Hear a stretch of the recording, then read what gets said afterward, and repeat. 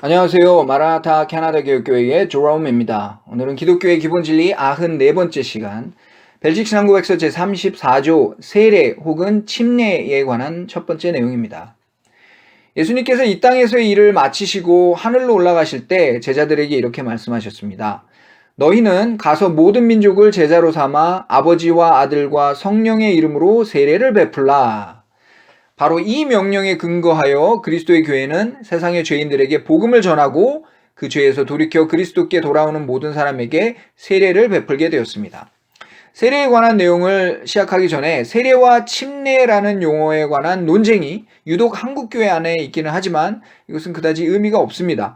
이 단어는 신약성경 헬라어 baptizo에서 온 것이고 영어로는 계속해서 baptism이라는 단어 하나만 사용합니다. 그리고 그 뜻은 물로 씻다는 의미와 물에 담그다는 의미가 다 있기 때문에 실질적으로 영어권에서는 이 용어 자체를 가지고 논쟁을 하는 일은 거의 없습니다. 그리고 세례가 갖는 본질적인 의미를 보더라도 이 논쟁은 크게 실익이 없습니다. 이에 대해서는 끝에 가서 간략하게 다시 언급하겠습니다. 신약시대 교회에서 성례의 하나로 베풀고 있는 세례의 기원은 구약시대 이스라엘의 할례에 있습니다. 할례는 하나님께서 아브라함에게 오셔서 그와 그 자손들을 하나님의 백성으로 택하시고 하나님께서 그들의 하나님이 되시겠다는 언약의 징표로서 처음 행하게 하신 것입니다. 이후 계속해서 이스라엘은 하나님과 그 백성 사이의 언약 관계에 대한 표와 인으로서 어린 남자 아이들에게 할례를 베풀었습니다. 그런데 할례라는 의식의 핵심은 피를 흘리는 것입니다.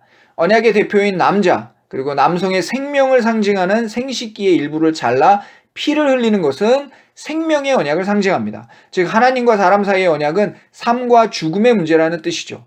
언약에 신실하면 살지만 언약을 떠나면 죽게 될 것이라는 의미입니다. 이렇게 할례를 통해 세워진 피의 언약은 이후 율법의 제사 제도를 통해서도 계속 나타나게 됩니다. 즉 사람이 하나님 앞에 신실하지 못하게 죄를 지었을 때 대신 다른 동물의 피를 흘려 제사를 드림으로써 자신의 죄값을 치르고 죄인이 다시 살게 되는 것을 보여주는 상징적 의식이 바로 율법의 제사였습니다. 그런데 이와 같이 피를 흘리는 모든 종류의 형식적 의식은 단 하나의 대상을 향해 나아가는 그림자와 모형에 불과했습니다. 그것은 바로 우리의 구원자 예수 그리스도를 보여줍니다. 즉 예수님께서 이제 모든 인류의 죄를 한꺼번에 지시고 하나님의 제단 위에서 자신의 피를 흘리신 희생제물이 되신 겁니다. 이로써 더 이상 사람과 하나님 사이에 피를 흘리는 의식은 사라지게 됩니다.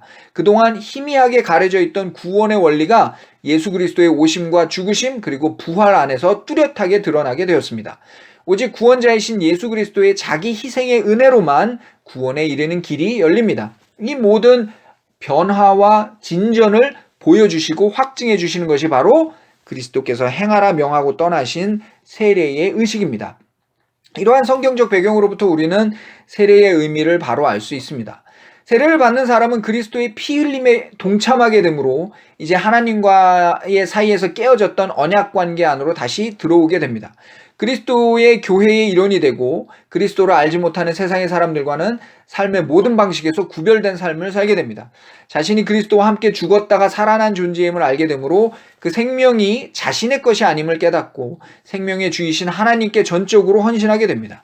내가 살고 죽는 데 있어 필요한 모든 것이 우리를 한없이 사랑하시는 아버지의 크고 선하신 손에서부터 오게 됨을 확신하게 됩니다.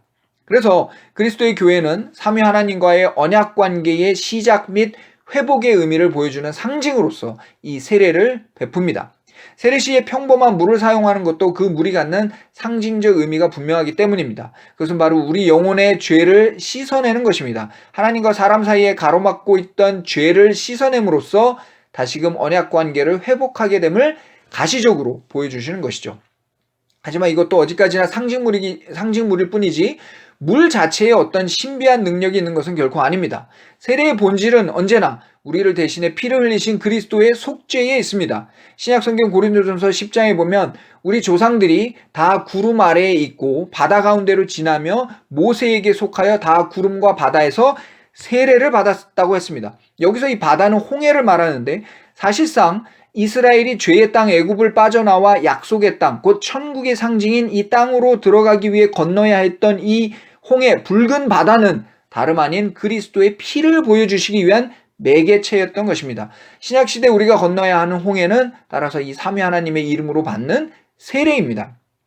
이렇게 세례의 기원과 의미, 그리고 그 이면의 원리와 효과 등을 알고 나면 그 의식의 이름을 세례냐 침례냐, 즉 사람에게 물을 뿌려야 되냐 사람을 물에 담가야 되냐 하는 논쟁은 크게 의미가 없습니다. 왜냐하면 오늘날에는 더 이상 누구도 자신의 죄 때문에 피를 흘릴 필요가 없기 때문입니다. 사람이 흘려야 할 모든 피는 이미 그리스도께서 다 흘려주셨고, 따라서 우리는 이제 그 피 흘림에서 자유를 얻었습니다. 죄인은 자신의 죄 때문에 죽어야 할 필요가 없어졌고, 오직 자신을 대신해 죽으신 그리스도의 희생과 그것을 우리에게 가져다 주시는 성령님의 역사를 통해서만 다시 살게 되기 때문입니다.